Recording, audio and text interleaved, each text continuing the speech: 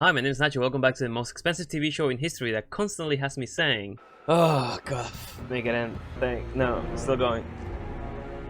So episode 3 of The Rings of Bases dropped on Friday, and I watched it, so you don't have to, so let's get into it. Alright, here we go again. So we found out that what caught Arondir was indeed orcs, but not only him, but his entire squad as well, including his commander, or whatever rank this guy has.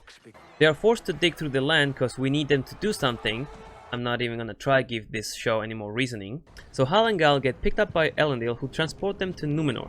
But he doesn't tell them because we're being mysterious. Why are they so surprised? They've seen elves before. They're fucking Numenor. They were created with the helps of elves. They will answer your questions, not I. To what port do we sail? I will not answer your questions. Home. Which is kinda dumb because seconds later Galadriel says, There is only one place it can be. The land of the star. The westernmost of all mortal realms. The island kingdom of Numenor. I wonder what gave it away.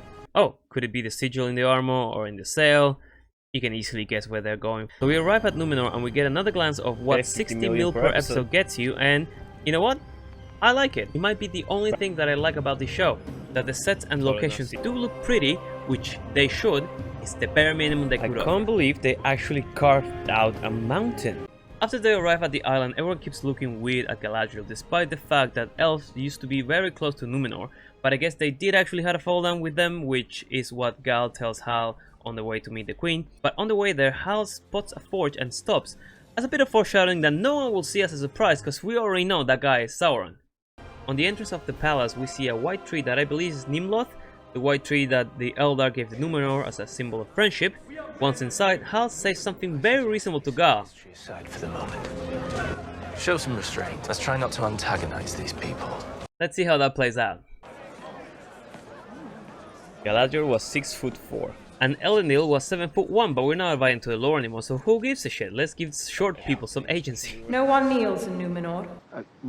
We don't do that here. So they're finally in front of the Queen. Galadriel has a Khaleesi moment explaining how they got there, and guess what she does All we next? ask is that Numenor continue his mercy and grant us ship's passage to Middle-earth. It's been generations since a ship of Numenor was permitted to make such a journey on an elf's behalf. It is because of the elves that you were given this island. Oof. Okay, Surely you let's can not spare make them history. thanks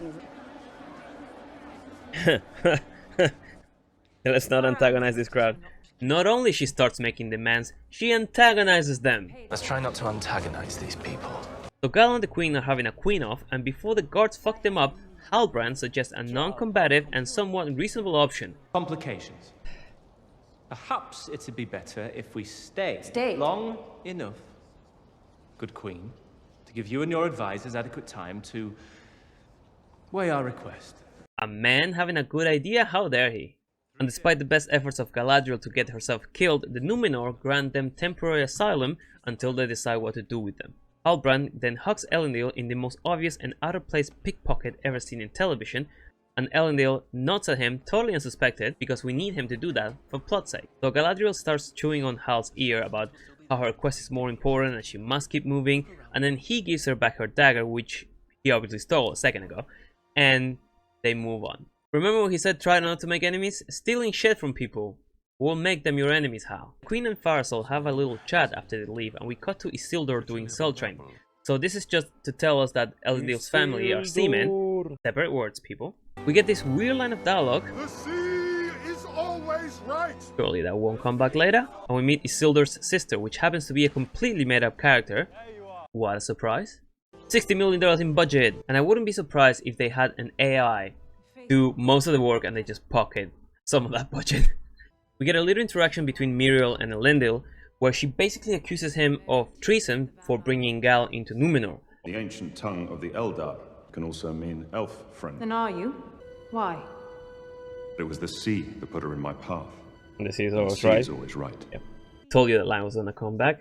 In the actual book, The Fall of Numenor creates a division between those who remain friendly with the elves and those who don't, Elendil being one of the former. So they got that part of the story right.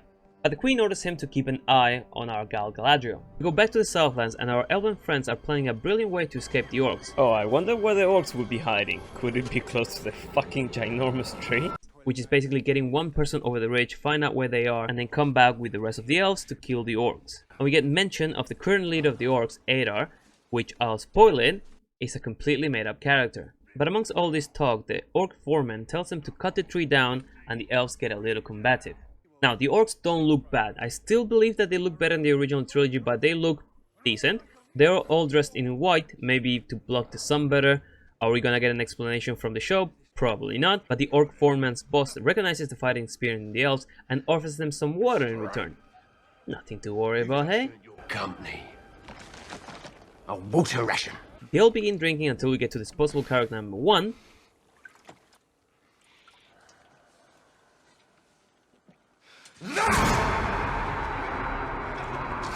Now, me personally, I would prefer the whole head to roll off and not a little boo-boo cut, but the dude dies and Arondir gets into cutting the tree. And in the next wide shot, we can clearly see that literally moving the dig 2 degrees right would have made it a lot easier. You can go around it, no problem, man. But logic is overrated and it doesn't matter. Of course she tried to escape. Galadriel obviously escapes her confinement and tries to commandeer a skiff until she stops by Elendil, who manages to calm her down by speaking Elvish to her, and we get what's probably the best and weirdest scene of the entire episode. Hall of Law, how far is that? Quarter day's ride. What is it you seek? Did you say ride? You can see where the budget went.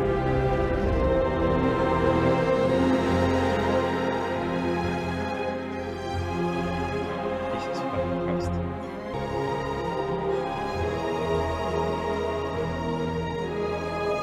Wasn't she confined to the palace? So you're telling me that at this point Galadriel has been alive for thousands of years since the First Age, and she's never been on a horse? Maybe she just really likes horses. I mean, they need to fill the episode with something, right? It's an hour long. Back to Hal, who's looking to work in a forge but gets shut down because he doesn't belong to the guild, and then into a bar where he manages to piss off some men by talking shit. Better breed. But also manages to quickly avoid the situation by buying everyone drinks. Where did he get the gold from? He befriends them and on his way out steals the guild crest he needed but gets caught in an alley. So they rough him up a little bit after feeling him out. Yes, he's hot, I get it, that's why they cast him. And then Hal decides to go sicko mode and easily beats them up. In a real visceral way too. Which makes me agree with the people who are confused with the audience of this show. I mean, is this for kids? You sure? Because your main protagonist just snapped that guy's arm like a fucking tweet. Anyway, the guards come and he gets arrested. Well, you're fucked. So back in the library, Gal shows Elendil the Mark of Sauron, and after a little talk, the Maester comes back and shows them a very convenient piece of paper that confirms that indeed it's not a mark, but a map. You know, like they did in the Star Wars Rise of Skywalker. This is no sigil. The fucking... Come on, what is this? Some... Wow! This is Star Wars all over, man. Speaks not the beginning. So she cracks the code and now we have to go to the Southlands.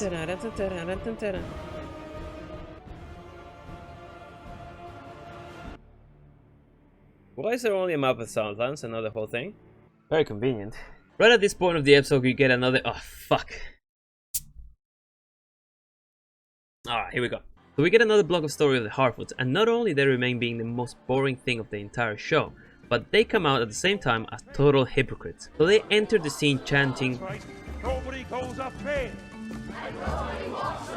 Nobody goes off trail, nobody walks alone. Fast forward a little bit, Gandalf blows his cover and Nori gets outed as the one who helped him. And the first thing they suggest is this. Our laws are clear. Any Harfoot that breaks them is to be decaravaned. For exile. Go to wood. Oh, and somehow they managed to make their accent sound even worse. Our best hopes in that book. That's not where he belongs. And where does he belong? That's up to Melva. It was you put fireweed in her toe cream. They have toe cream, but they don't have shampoo. Details. We all loved him, but he wasn't Egypt. Was they trying to say idiot in like a hard Irish accent? But basically they have a eulogy and we get a little bit more into female Sam's character and the fact that she lost her family. But as I can describe what I was watching, was that 4 people in one landslide? Damn. I'm guessing they're relatives of her.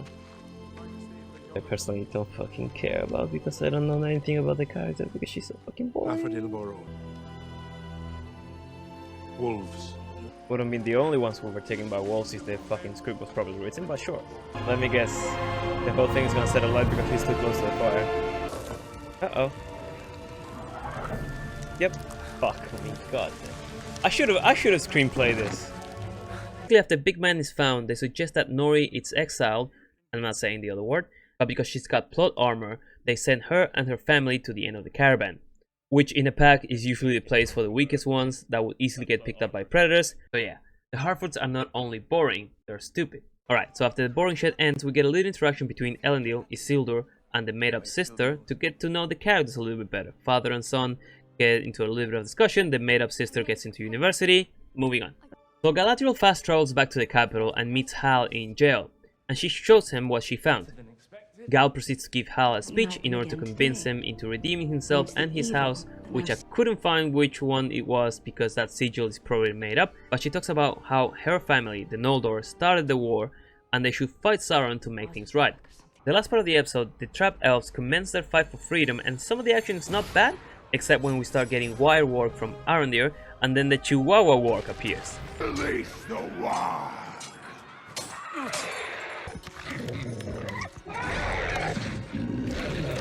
Is that a fucking Chihuahua work? What the fuck? So all the elves charge at the Chihuahua work, and they prove to be as useful as the letter G in lasagna, and Cordova has to take it all on his own because he has plot armor. The commander manages to escape, or does he? Ha! There were orcs around. Fucking idiot. So the fight ends and Ismael gets put down, but before they kill him, they decide to take him to Adar, the leader of the orcs, who's totally not made up, and we fade to black. That's a made up character as well, isn't it? Yes, it is. Alright, so you know what? It's better than episode 1 and 2, which is saying something. I was consistently hovering over my mouse to see how much time was left in the episode. Elendil was probably the best character out of this. We didn't get any of the cringe situation before between Arondir, Browning, or her son. We got a lot less of the Harfoots, which made the show a little bit interesting at least. So the character of Elendil so far has been the best one, performance and cast-wise. But the Numenor are just men. They're not something special like they were in the books. They're just men. If you would told me that this is not the Second Age, I would not see any difference between these people and the people of Gondor. And I believe that Galadriel has been holding a resting bitch face for the past 2 hours. That seeing her smile, it comes out as so strange. I mean, Morphy Clark is a good-looking girl. She's not Cate Blanchett in 2001, but she's alright. So, seeing her smile after being such a angry character for like the last 2 episodes, it's so weird. It comes out as such a surprise. It's like, she really likes horses. So I'll say it again, cutting the Harfoots completely out of the episode will change nothing, will probably make the story even more interesting, and it will let you leave your chair sooner, so it will be a complete improvement. So there's a lot of story building being done. Probably for the next couple episodes we're gonna get more story building. It's gonna get interesting, I'm guessing around episode 6 or 7, if at all. But yeah, what do you think? Did you like the episode? Let me know in the comments below. If you've seen this far into the video, give us a like, and I'll see you in the next one. Take care.